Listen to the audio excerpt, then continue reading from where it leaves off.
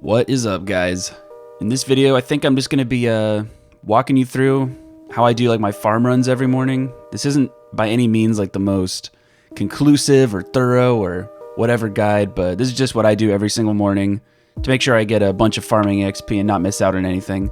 If you don't do your farm runs every day, you definitely should, because, you know, this skill is like, it's not something you can just grind out. It takes time, so you got to make sure you do it every day. The gear setup we got on right now is just some graceful, and I got the quest cape on because it's a really close teleport to a fairy ring, but you could also just use your POH fairy ring if you have one, which I do not, because I need to train construction more. Or you could just use like the Edgeville Grand Exchange fairy ring, one of those. But yeah, just need to be next to a fairy ring, get your lunar staff for the fairy rings, the explorer's ring for the farmer teleport, and then in the inventory you got some coins, some house teleports, ectophile, Artie cloak for the farm teleport, and then 3 law runes, 5 air runes. You can see the inventory setup. I don't need to read it all to you. 7 of whatever seed you're using. I have a Taibu One-Eye teleport, which can be substituted with a CKR fairy ring code, but I just so happen to have some of these from a clue scroll, so I'm going to use them. And that is for the Calquat sapling, which we'll get into later. And then I just have 4 papaya saplings. So, we're going to start this off by teleporting to Trollheim. I do this one first because it clears up the inventory space with the 2 fire runes.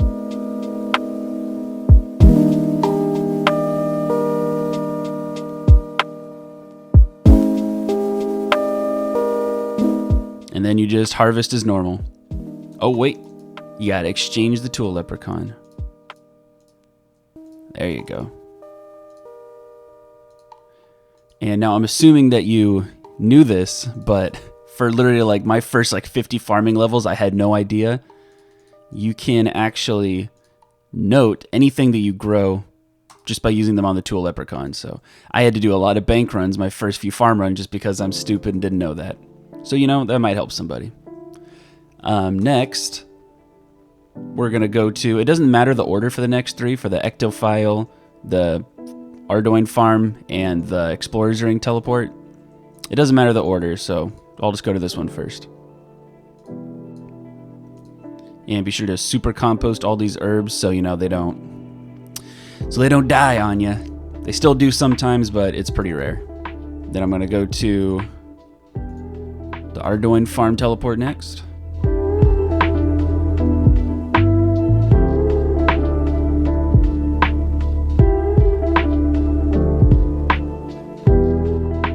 Then we're going to head to the ectophile teleport and head over yonder. Actually, we're just going to follow this guy. He'll take us there. Less clicks.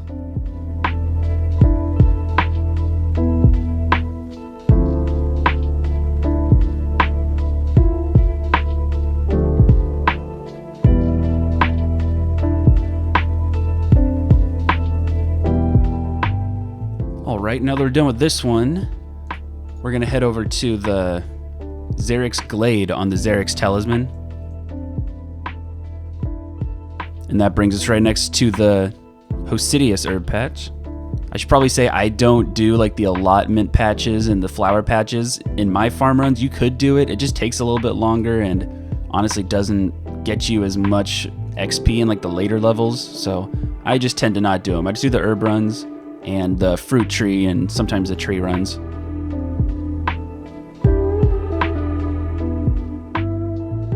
And then next, we're going to head over to the Camelot Teleport, and this is important that you do this one last, and I will show you why later.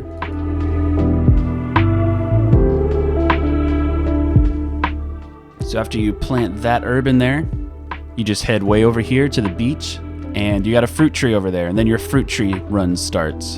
And yeah, I still have an herb seed left. We're going to go to the farming guild like after we're done with everything else. So the way I handle the fruit trees is I check them, get the XP drop, and then I pick all the fruits, note them right there, and then I pay for her to chop the tree down. That's why you got the cash stack on you. And papaya trees are nice because the saplings are relatively cheap and the payment is only 10 pineapples and you can pay in noted form, so I just always have 40 pineapples on me. You just pay again and that will 100% grow. Next thing you're going to do is head back into the city and then head on the docks and get a charter ship to Brimhaven because that's where your next fruit tree is.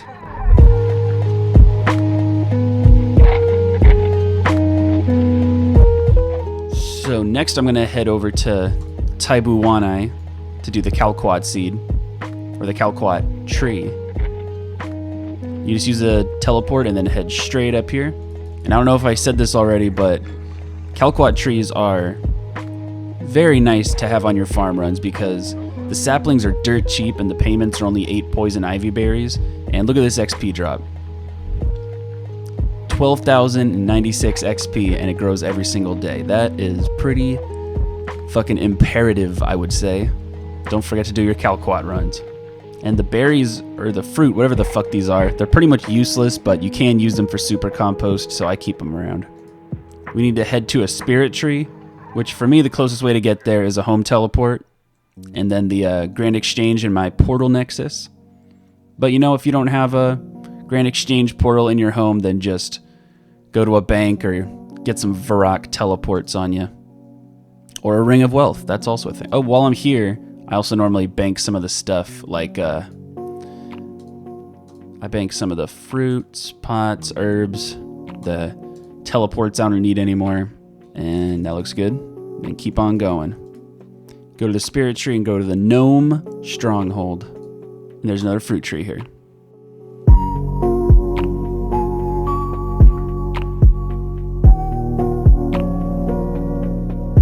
And I don't normally do tree runs too often. I know it's good XP that I'm missing out on, but I don't normally do them. But I do happen to have a magic tree here because there's an elite task for Western provinces to have this bitch, or pay this bitch to watch one of your magic trees for you. So I just so happen to have another 13,769 XP drop here. So make your way back to the spirit tree, and then we're going to travel to the tree gnome village. Follow him out, head over to the patch, and there's the last fruit tree patch. And yeah, there's a lot more fruit trees you could go to. Like, you could go to the one in Ledia with a teleport crystal, but, you know, I never claimed this is a super thorough guide. This is just, you know, my experience and how I do it every morning, and hopefully give you some ideas. Because I used to hate farming back when I was doing, like, allotment patches every day, and I was just going, like, back and forth, doing all this and that and the other thing, but, you know, this method, I don't mind doing it every morning. It's actually pretty chill. So after you plant your last fruit tree, note all your shit, and then we're going to head to a fairy ring. Get yourself a quest cape if you don't have one. Teleport to CIR, fairy code, and then just head over here, and that's the farming guild. Aww.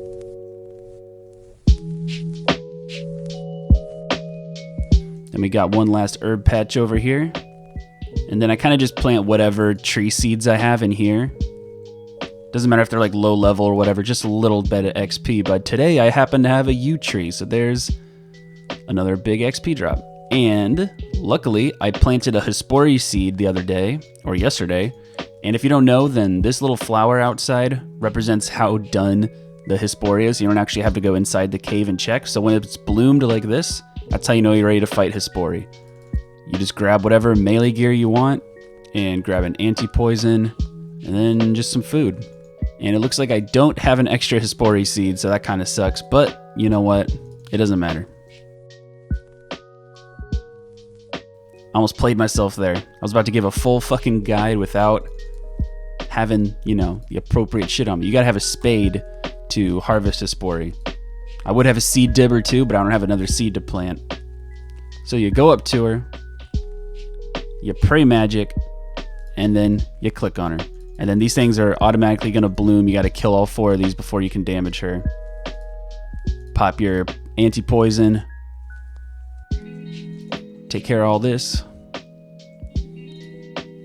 And then piety and... oh shit. Oh, bad clicks. Then piety and just fucking hit her with that. And you know what? Hit her again. Oh my god. bad fucking hits. But you know what? It doesn't matter because it's still an easy boss. It's so easy that I brought my pet with me because I don't think it's possible for me to lose it. If she tangles you like that, you just click on her as fast as you can until you can attack again. And that's how you break out of the entanglement she's got you in. And these pop up 2 more times. So this should be the last one. You just hit all 4 of them and then go back to her.